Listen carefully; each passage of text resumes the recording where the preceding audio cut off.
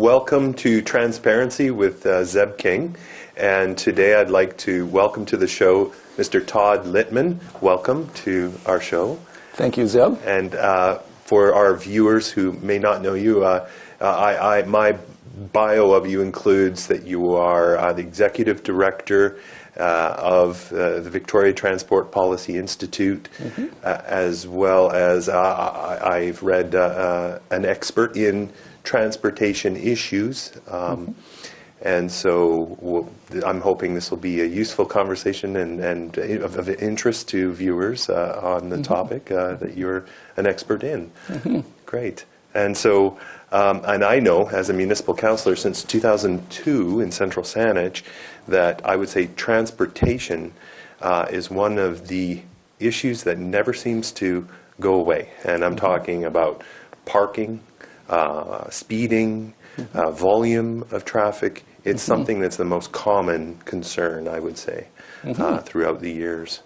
Is that something that you would agree with? Or? Absolutely. So transportation includes all kinds of facilities and activities that affect just about every aspect of life and of the way our communities are designed and function. So the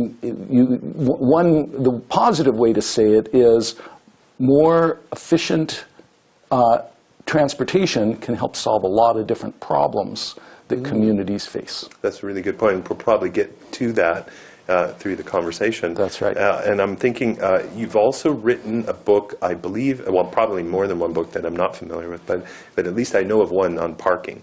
That's right. And also you write quite a bit of research papers on transportation topics. I think you have one new one out. Is it called Selling Smart Growth? That's right.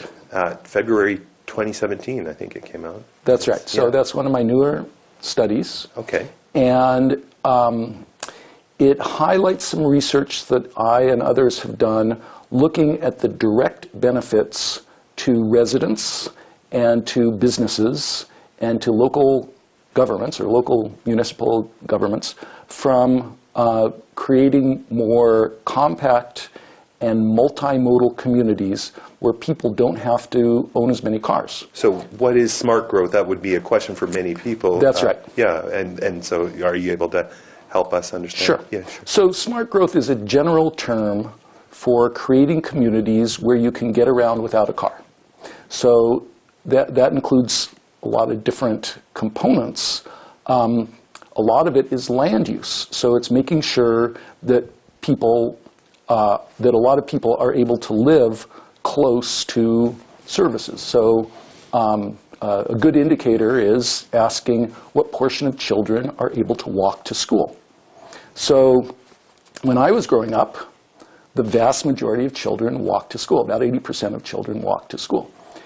In a typical suburban or rural community, it's down to less than 20%. So a major portion, in fact, in most North American communities, most children are chauffeured to school. Yeah. That's quite common here, yeah. Absolutely. So what's changed? Do children now have fewer feet than they used to? Certainly not. No, the number of feet has not declined. Right. What has changed? Yeah. So it's the living patterns? That's right. Well, the land use patterns. Sure. So the portion, if you think of a traditional, say a small town or a small village or an urban neighborhood, the local schools were the center of the community. Is there also a fear factor increasing? Well, it's sort of, that's largely a self-fulfilling prophecy. If most children are walking to school, then the children who walk to school are pretty safe. They're looking out for each other.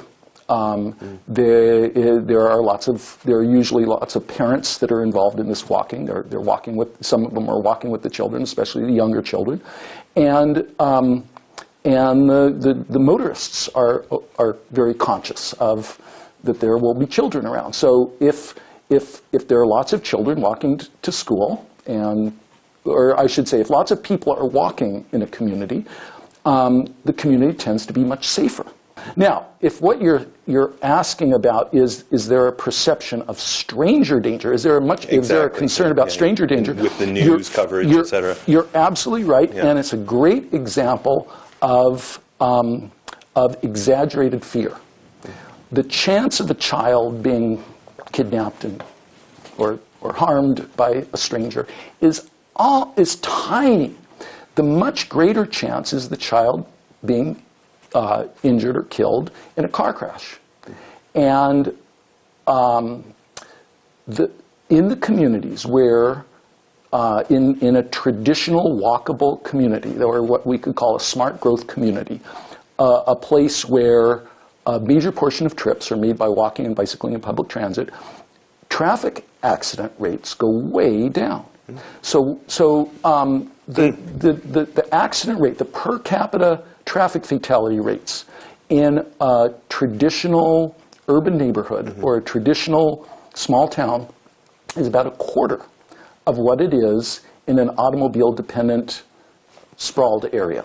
Well, that's very interesting, and I know you know your stuff, but even more than that, I think on your website you have numerous documents that people can look at. Sure. The Victoria Transport Policy Institute. That's right. Website. That's right. And you can find more information there. That's right. So anything that I say tonight, sure. If somebody's interested in finding out more, just visit our website. But I did want to get back to one of the other points that we make in this study called Selling Smart Growth, and that is households are constantly making trade-offs between housing costs and transportation costs. So frequently, like when you're buying a house or deciding where to rent a house, or in some cases the same with businesses, when a business is trying to decide where to locate, you can find cheaper real estate in a more isolated automobile-dependent location, or you can pay more for the same size house or apartment or whatever, or business in a more central location. Sure. So it's one of the basic principles of urban economics, is this trade-off between what you call accessibility or transportation costs and real estate costs. Okay, so in a typical situation, a household, let's say your total transportation and housing budget is, say, $30,000. And you can either, taking into account total housing costs, so your mortgage, your insurance, and your property taxes, and everything, your basic utilities. Let's say you could either spend $20,000 on housing and $10,000 on transportation, or if you choose one of the suburban houses, or you could pay more. You're going to have to pay $25,000 a year for a more expensive house that's in, let's say, closer to the city, or in a downtown, in one of the traditional urban neighborhoods, like, say, Fernwood or Fairfield. You'd pay more for the house, but you're saving $5,000 on transportation. Mm-hmm. So you would say, the typical household would say, looking at it in the short term, it's a wash. I'm paying $30,000, either $20,000 for housing and $10,000 for transportation in the suburbs, or $25,000 a year for housing, but only $5,000 a year for transportation, because I only need one car. I'm saving on my transportation costs. Okay, in the short term, it's a wash. But in the long term, investments in real estate accrue equity, where investments in cars and fuel, they depreciate. There's almost no value. That's something that I've mentioned before as well. That's right. So the household that spends more of their budget on housing after 10 years. So instead of buying a $250,000 house out in the suburbs, you buy the $350,000 house in, say, Fairfield or Esquimalt. You're paying more for the house. After 10 years, the more expensive house has accrued $65,000 additional equity Fascinating, yeah. Your household is wealthier because you're spending more of your household budget on housing and less on transportation by choosing the smart growth location. So maybe we can talk a little bit more about that in a bit, about transportation options as a strategy to help people reach affordability, because we often talk about affordable housing, but we very rarely look at the affordable transportation as a strategy, whether I suppose it's in an urban context or even in a suburban context or a rural context. But just before we go there, I wanted to bring us to a more regional, because we've got these papers that talk about smart growth and the principles of smart growth strategy, and I believe seven municipalities have objected to the current regional growth strategy, Central Saanich being one, and that article quotes you a bit in terms of some of the concerns with the proposed regional growth strategy as it is now.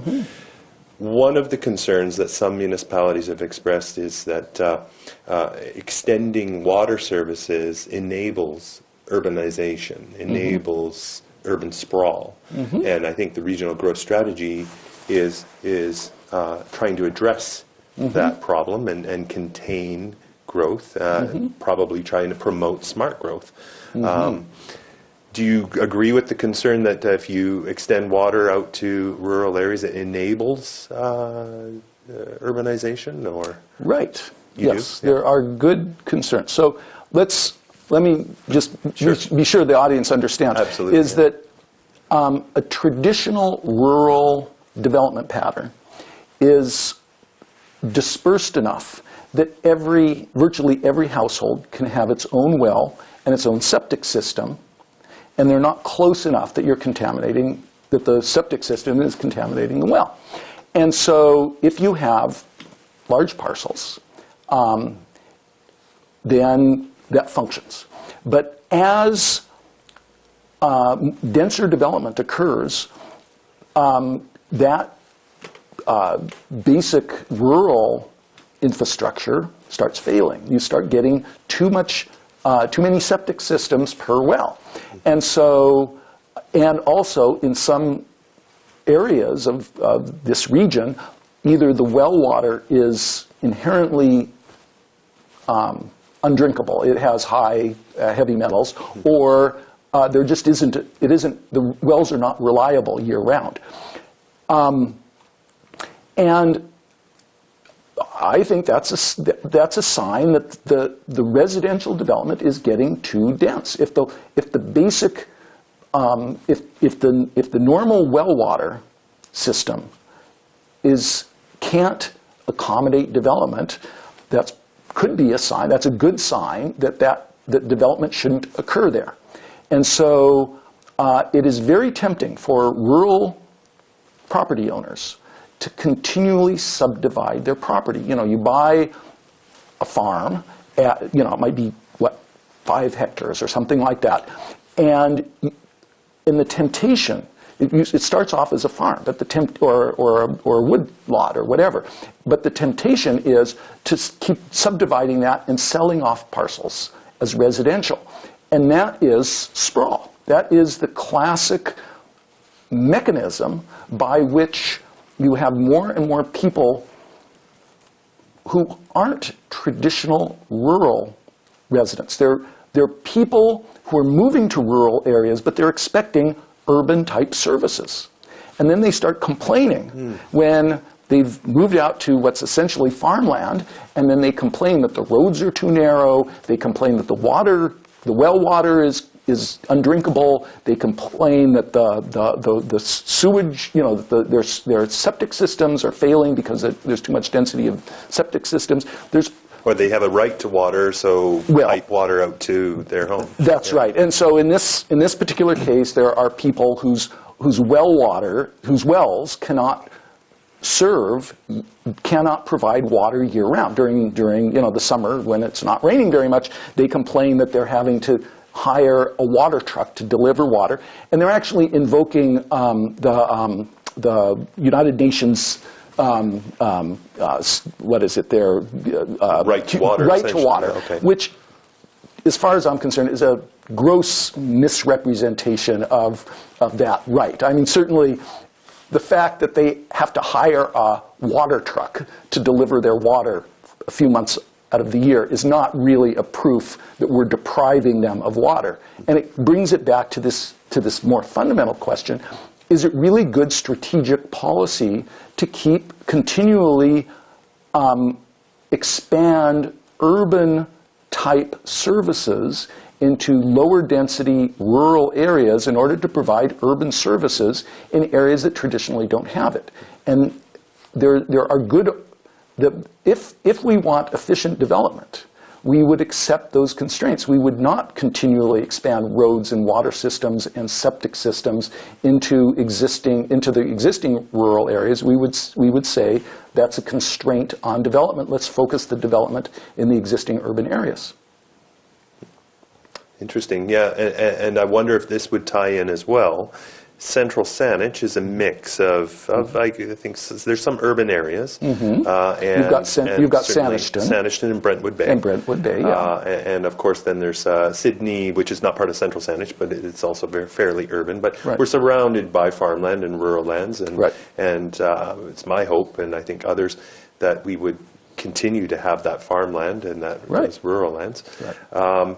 But recently Central Saanich has asked for a very small increase in service from transit in partnership with Sayot First Nation, which doesn't get very much service at all for transit. And what is a bit frustrating is that we tend to see any new money coming from senior government get sucked up very quickly for the problem spots, you could call it problem child of the region, the areas where there's most congestion as a result of rapid growth in those areas. So you have rapid growth, bottleneck of traffic.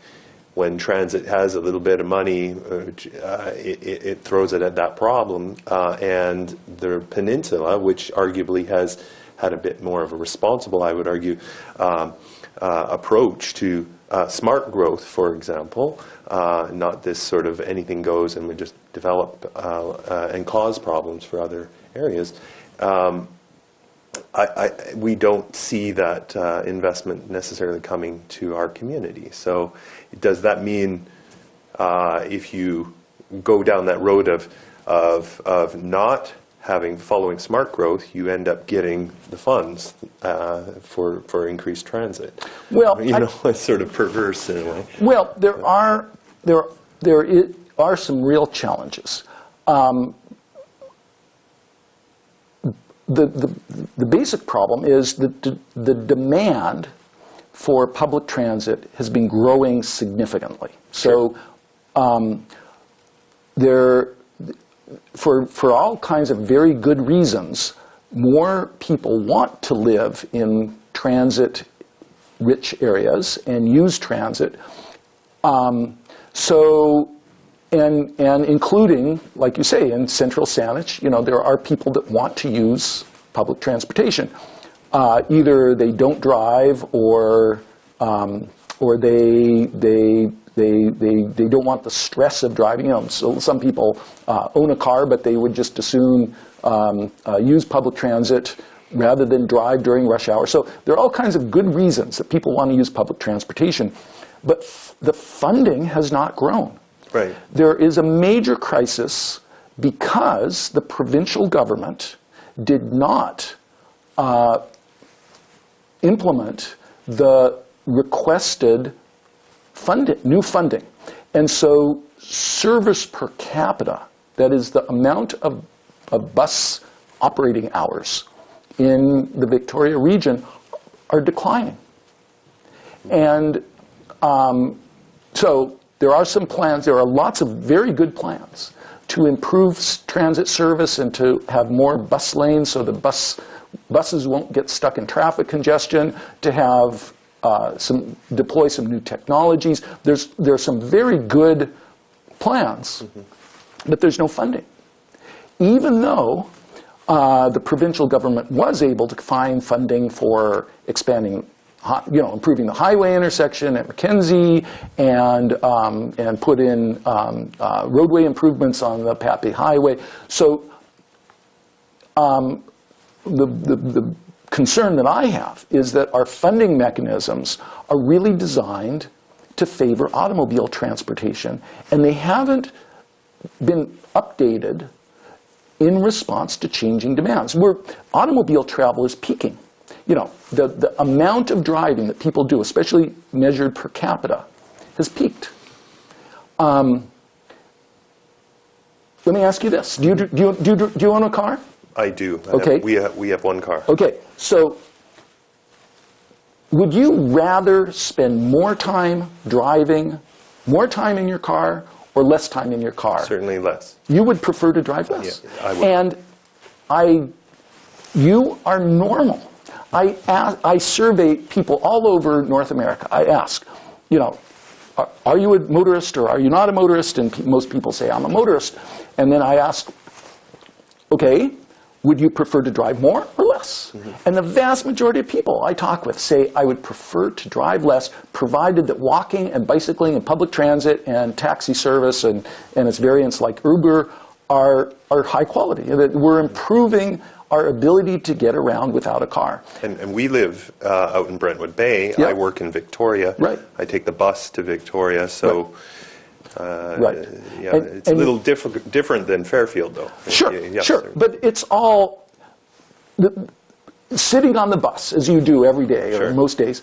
Can you think of some fairly cost-effective ways to improve the quality of service? If you saw some resources, could you envision, for example, nicer bus stops, better user information? Certainly, yeah. So let me ask you this. Are the buses that you ride on ever crowded? They are. They're frequently Increasingly, crowded. That's right. It's one of the problems. I mean, it's a great problem to have. It's demonstrating that there are a lot of people who want to use public transportation, that there's growing demand. And, you can look through at bus routes all over the region where there's a lot of crowding. Like I say, it's a good problem to have. Mm-hmm. It's fairly, compared with the cost of widening highways and building more parking facilities and accommodating more automobile travel, mm-hmm. It is far cheaper to operate more bus service. And yet, the provincial government in particular has not given BC Transit, the operators, the funding they need to provide that additional service. In fact, the service is declining. The fundamental problem is, while demand has been growing, yeah. and improving public transit service helps achieve virtually all of our strategic goals. It reduces traffic problems and parking problems, sure. and accidents and energy consumption. I think that's what we're hoping for in Central Saanich, is that sure. when that funding comes, sure. we can see improvements to service. That's right. And not just see the latest technological gadget sort of sure. sophistication. That's all great. And, sure. and don't get me wrong, there's some sure. amazing things that right. are improved as a result. That's right. But the amount of money you're talking about, the portion of total transit funding that goes into these innovative technologies sure. is actually small overall. I mean, it's probably not more than a few % of the total transit budget. And so if we want to achieve what I think is the rational transportation investment, that is to ensure that people can get around with high-quality transit and allow households to reduce their car ownership and allow people who are, the aging population in Central Saanich to be able to continue to live here and not have to move to more transit-friendly areas, in order to reduce climate change emissions and to reduce traffic problems and all this stuff. In order to do that, we need more investment in public transit. Yeah. And right now, that's a major gap. Yeah. And so it has to be, the funding has to be of the scale that can actually achieve our strategic goals. Fascinating, yeah. And you mentioned rationality. In the Focus magazine article, you said, I'll just read it, if we were rational, we would manage parking space more efficiently and free it up for affordable housing. Sure. Well, that is, well, the first step is that people who are experts on affordability are shifting the way we think about this issue so that instead of thinking of affordability only in terms of housing affordability, we measure housing and transportation affordability together. So the traditional measure was housing was affordable if your household is spending less than 30% of your budget, up to 30% of your budget on housing. Right. But cheap house is not truly affordable if it's located in an automobile-dependent, sprawled area where every adult in the household needs to own a car. So it is, and on the other hand, a household could rationally spend more than 30% of its budget on housing if it's for a house in a walkable urban neighborhood where you don't have to spend as much money on transportation. So now experts are measuring affordability. They define affordability as a household that's spending less than 45% of its budget on housing and transportation together. So that allows us to think about that together. So that brings us to this very interesting question, because about parking, because one of the ways that, one of the trade-offs is that conventional zoning codes force the cost of parking to be embedded in the cost of housing. So the zoning codes say that if you're going to build a house or build an apartment building, that you have to have, and it depends on the location and some of the details, but somewhere between 1 and 2 parking spaces per housing unit. Right.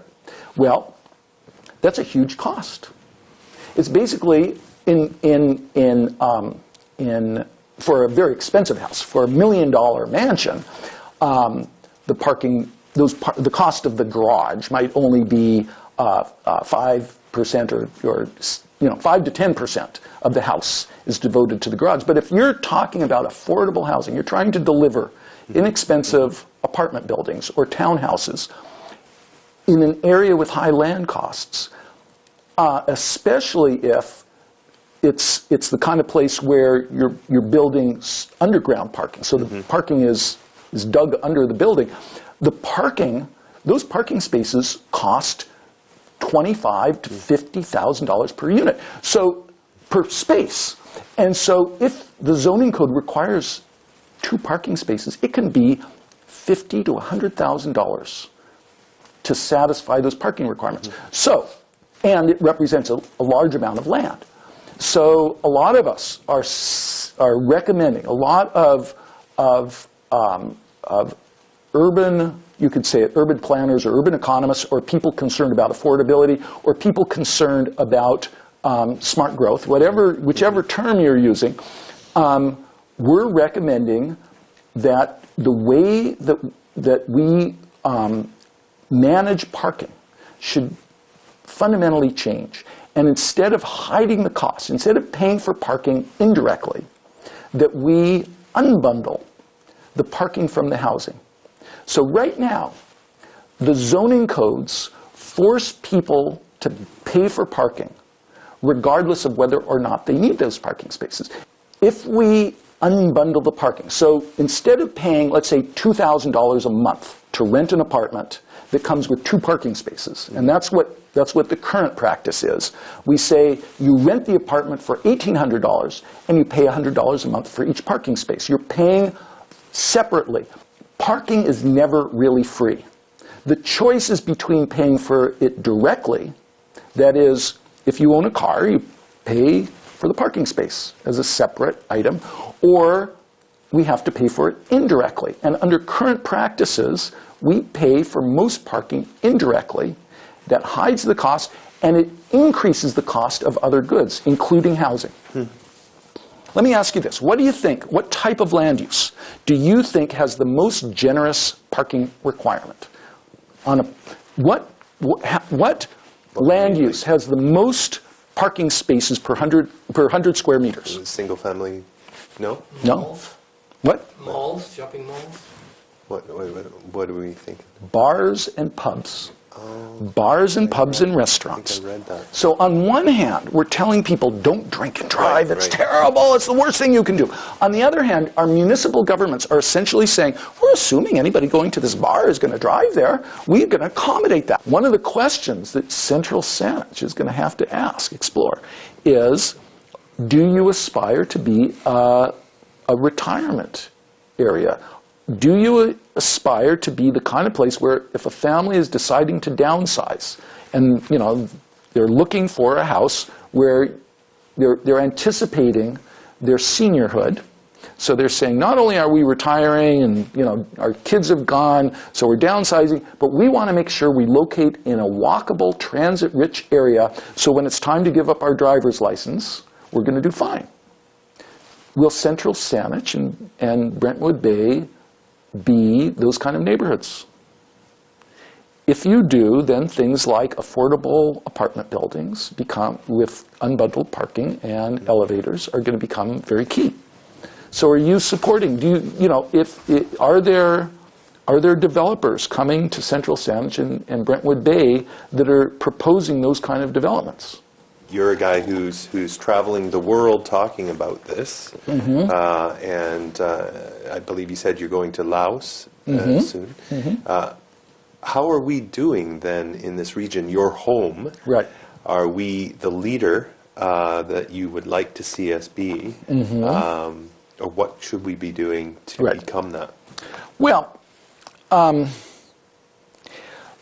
the good news is most jurisdictions are doing some good progressive policies, reforms. Meaning municipalities in the CRD, or you mean? Yeah, all throughout the world. Okay. So there's progress to some degree.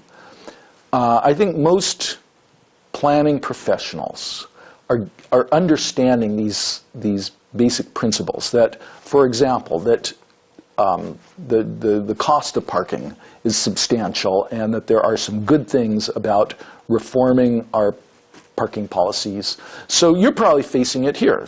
Do your planners are you seeing some recommendations for more flexible and reduced parking requirements? We see variances. Right, requests by the developers. Right, but what would your planners say? Too many times there's not necessarily something that is an exchange that results in people not having to drive a car. Right, variance, but let's say if somebody was developing an apartment building in Central Saanich, is Central Saanich thinking about changing the minimum parking requirements for apartment buildings? Is there any discussion of that? In as much as there are the variances that are granted for the proposal, the development. Okay. And where I come in is then to say, well, hey, are you including car sharing? Are you including bus pass with the development, et cetera? Right. Well, okay, so to answer your question, actually Saanich is not a leader. Central Saanich.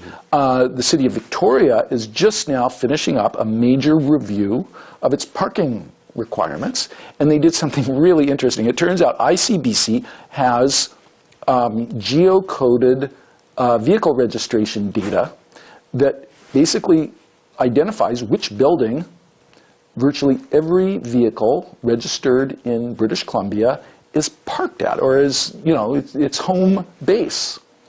So ICBC was able to identify, to tell the City of Victoria how many vehicles are actually registered to locate or are located in particular buildings.